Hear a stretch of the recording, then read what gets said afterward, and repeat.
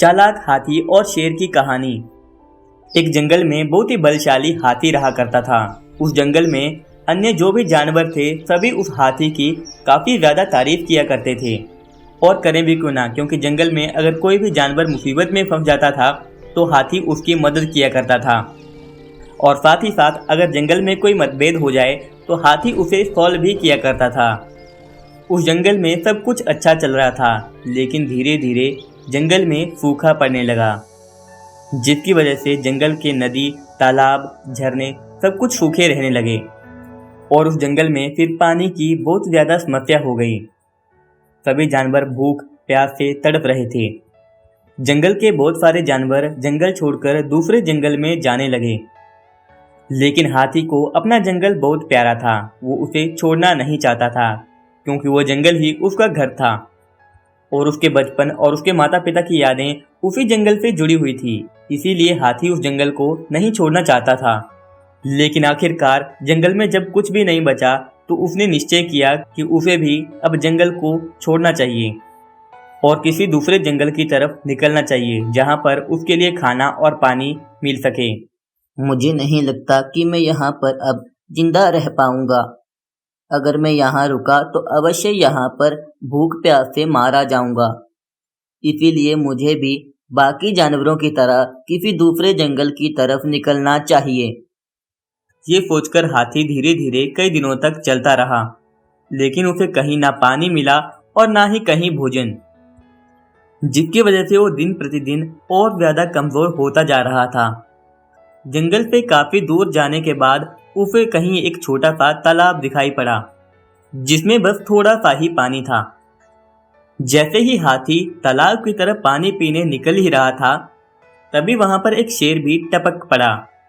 हाथी ने जैसे ही तालाब की तरफ पानी पीने के लिए अपना सूंड नीचे डाला, तो तभी शेर ने भी उसे आकर रोक दिया और बोला, पहले पानी मैं पीऊंगा, उसके बाद तुम पीना, समझे?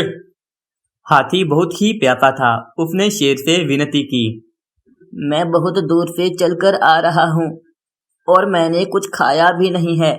प्यास के मारे मेरा गला सूखा जा रहा है। कृपया करके मुझे पानी पीने दीजिए। मैं आपसे विनती करता हूँ।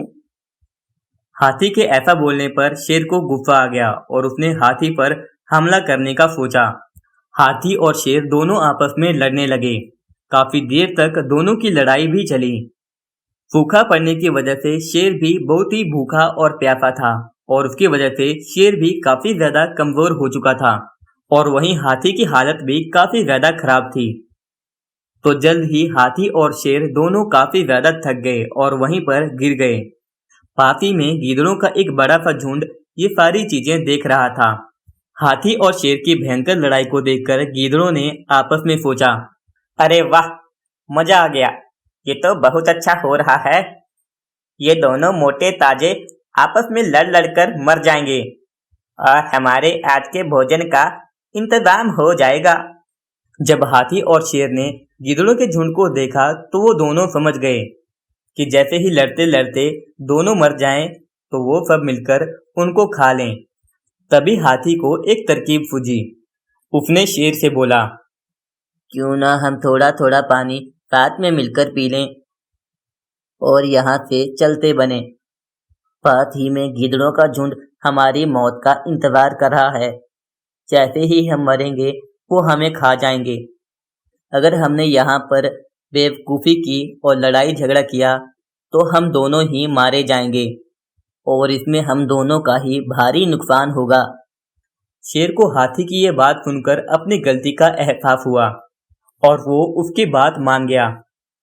तुम सही कह रहे हो भाई, इस समय हम दोनों ही बहुत कमजोर हैं। अकेले हम इनका सामना नहीं कर पाएंगे। बेहतर इसी में है कि हम दोनों साथ मिलकर पानी पिएं और यहाँ से चलते बने। शेर ने और हाथी ने ऐसा ही किया। तालाब से पानी पिया और वहां से निकल गए। बेचारे गीदड़ देखते रह गए और उनका इंतजार ही रह गया। तो दोस्तों, हमें आपस में कभी भी नहीं झगड़ना चाहिए। कई बार ऐसा होता है कि छोटी छोटी बातों पर झगड़ा हो ही जाता है तो ऐसे में हमें आपस में ही अपनी समस्या को सही तरीके से सुलझा लेना चाहिए और मिलकर समस्या का समाधान ढूंढना चाहिए, ना कि हमें लड़ना चाहिए। कहानी पसंद आई हो तो इसे लाइक करें और साथ ही में ऐसी ही मज़ेदार कहानियों के लिए चैनल को सब्सक्राइब कर लें और साथ ही में बेल आइकन को प्रेस कर दीजिएगा। धन्यवाद।